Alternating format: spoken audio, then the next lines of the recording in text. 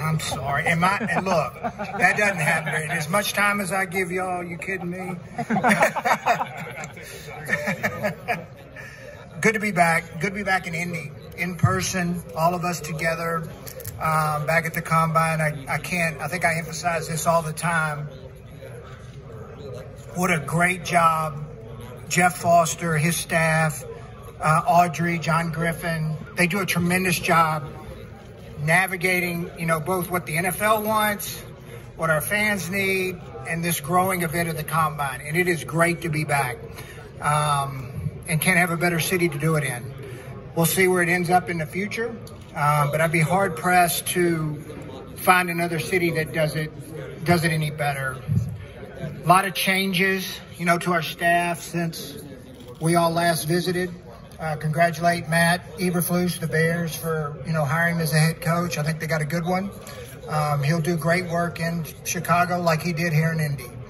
But excited for him, and then excited about our new staff hires, which I'm sure you'll have questions about.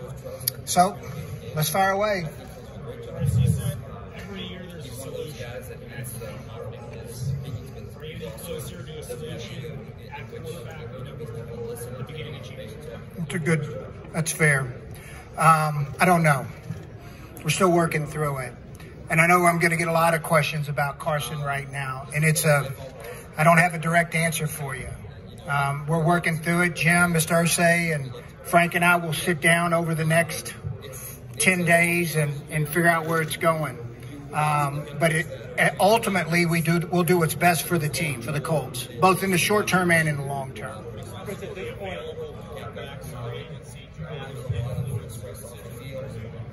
I don't know if it will. Ultimately, you got to have a guy that you believe in and you can win with. And that will play some into it, but ultimately we'll make the decision that we think is best, both in the short and the long term.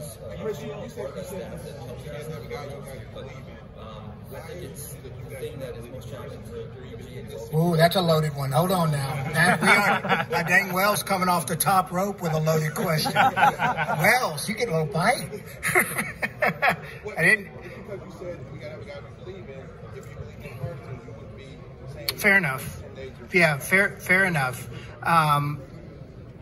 That's fair enough. So, I'm not saying we don't, but in the long-term best interest for us, I think as we sit down and work through whether Carson's the long-term best answer or not, is the best way I can put it. We're not there yet. I'm not there yet. And that's something that we'll talk about as a group and move forward. And whatever decision we make will be the best one for us. As you sit here right now, where would you say you and Frank and Jim are in terms of, are you guys all in agreement?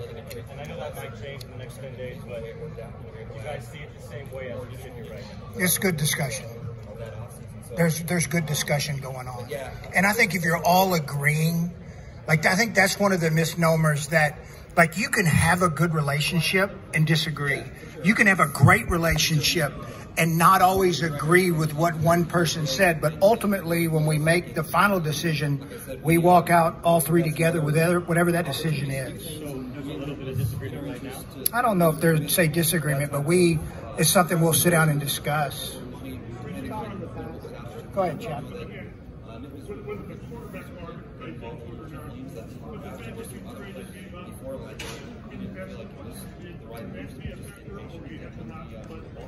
Don't let it be. Look at the decision. When we made the decision at the time, you always do what you think's the best with the information you have. And I don't ever worry about what we gave up or what we did. We make the best decision going forward. And whatever the repercussions of that are, they are. We deal with them and we figure out how we can move forward. What does that look like to you? What are the traits that you need at that position? Early on, right off the bat? Well, I give the typical. Look, I can give you typical accuracy, leadership, make great crucial plays that win. All the things you can just generically get up here and say. But ultimately, I mean, look, it's the most scrutinized position in sports. It is. And I think one of the most difficult to play in sports because you're playing a position where you've got to make accurate throws with people trying to actually hurt you. And then the scrutiny that comes into play in the position it's week to week. In our league, it's a week-to-week league. And so handling the ups and downs of it and staying the steady course, I mean, there's so much that goes into it. And then having a team around them that can win, not just about him, but having a team. So I think there's a lot that goes into that question. Chris, there's been a lot of public debate about Carson, and we've had this discussion publicly. He hears all this. Yep. He's still your quarterback as we see him today. I mean, what, if any, residual effect would that have if he has to be your quarterback this season? I'll tell you, I visited with Carson today in my office for an hour. It was good. It was really good. I think learning to handle the criticism, and I think what you always have to ask yourself, and always ask it with the criticism I get, which is, some of it's deserved. But I always ask, is the criticism fair? Is it fair? I'll take it in if it's fair. If it's not fair, then what am I doing? I'm not wasting my headspace on that. But if the criticism's fair, then we got to be able to look internally and accept that and grow from it. And look, I'm not saying all of most of it's pretty fair. And it'll be interesting to see how he grows from this. I think he will. Chris, if you think about, if you win one of those last two games, maybe we're not having this discussion. How do you separate that late season disappointment from the totality of the season and what he and the team were able to accomplish?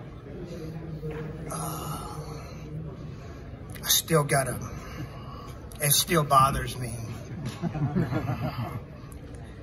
But we lost to Baltimore in overtime, a game I thought we should have finished. We lost to Tennessee in overtime. We fumbled twice inside the one versus the Rams. I know our pass rush needs to be better, but Tampa ran the ball right down our throat to win the game. So there was more than just those last two games that signified the end of our season. I know it all ended in a way we didn't like. And we've closed out those situations in the past. In 18, we had to beat Tennessee to get in. We did it. In 20, we had to beat Jacksonville to get in, and we did it. And this year we failed to do it with two opportunities to do it. But, just to look at the two last games and say, well, those are the only two we blew. No, we had other opportunities during the season to get wins that we just didn't get it done. Chris, you've been very consistent in your approach for the last 5 years. Build from the inside out. When you swing in free agency, it's calculated. You haven't done a lot since Carson Wentz. Has that made you reconsider kind of how you've gone about it? It's made me think, definitely made me think. And I mean, Bowen, every time I freaking read or listen to Bowen, it's like a constant freaking barrage of wideouts. Look, you want as many playmakers as you can get. Okay, I guess that'd be the best way to summarize it, which I think we've got three really good ones in Jonathan Taylor, who I think's elite, Pittman, who I think's really good, and then Naheem Hines, who we've got to get involved more. And when he's involved more, we usually do really well offensively. But we need to add some more weapons. But that will never, like, you'll ever have a hard time. Like, at my core, you got to be able to block people. I mean, you have to. And I think one of the number one things for the quarterback to feel comfortable is he's got to feel protected. What do you think the market is for trading for the Falcons in general? You traded for number 3 in 2018. What are the factors that lead to a trade like that? What do you think there are still those views present in this year? How do you look at it? You gotta frame that question better for me. What do you see the market for trading in the top 5 in this draft? I'm asking you because you traded for that pick in the past. Yeah, I figured you're probably not with us, so I don't know. I mean, you need a little luck. You need somebody to covet a player up high. This year, not being up in the top 5, I hadn't really thought about it. We had a little bit of luck and circumstances reach into it when we were able to do it. It was a really heavy quarterback draft where people were reaching up to get them. And so those circumstances worked out for us. This year, I don't know. Hey, you guys, Chris, with the, I think T.Y. Hilton and Zach Johnson, you guys are both free. Where are you on those guys as far as the receivers who are outside of Pittman? Are there any young names like Mike Swan or any Patman or these guys from the preseason we might notice that you could possibly step? Yeah, they need to take another. Those are good questions because all right, let's address T.Y. So I had a good talk with T.Y. after the season. As of a couple weeks ago, yes, he wanted to play again. We will talk again, and T.Y. can still play. Like I want to make that. I mean, I know everybody unfortunately got hurt, for half the season, but T.Y. can still play. One, because he's about as smart as any player I've ever been around. I mean, like he just understands how to play the game. Even though his skill set might not quite be the same as it was 3 or 4 years ago, his instincts and his level of competence in terms of understanding what's happening, he knows how to play. Zach Pascal was a really good player for us. And that was I remember when we claimed him, he was heavy. He was about 218 pounds. We got his weight down. He scratched and clawed to make the team. Didn't quite have the season that I think he wanted to have, or even we wanted him to have, but he was a great teammate. He played his role and did played his role to the best he could this year. And then when we get into the other wideouts with Patman and Michael, we think they got upside, but they got to prove it. Like any other unknown player, until it's proven, they got to prove it. But we do think they have a good skill set to ascend. And then, I don't want to forget about Paris either. I'm not quitting on Paris Campbell. Does it mean we're going to sit here and count on him to be our 2 or 3 right away? No, we will add competition to the position. But Paris Campbell is still a very talented guy. And I think we all, the unfortunate for the injury part of it, but the flashes have been really good with Paris. So hopefully we'll see it to come to fruition. I mean, the guy has worked and done everything he could do. He's just had some bad luck. Chris, what is Gus Bradley's? Twice. Do you look at them as a bit of a target and build with them in mind, or you look at the AFC bigger than that? No, I look at the bigger picture. Other than I have credit to Tennessee. I have great respect for them as an organization. Both Vrabel and John Robinson consider both of them, foes, but also friends, and a lot of respect for what they've done. But no, you've got to keep in mind the AFC and what needs to be done to win the AFC. What is Gus Bradley's failure? You figure out who's with you internally. Have players been campaigning for Carson to come back? Have you heard that correctly? I think I've gotten viewpoints from a lot of different people, and I'm not going to get into our internal discussions about who wants who and who wants who to be back. No, at the end of the day, we'll make Mr. Irsay and I will make the decision what we think is best for the organization. What's Gus Bradley's experience in the NFL brought to some of the personnel discussions you've had over the last couple of weeks? So Gus, we hadn't talked to anybody about our new hires, but Gus it's a very similar base system to what we were running with Matt.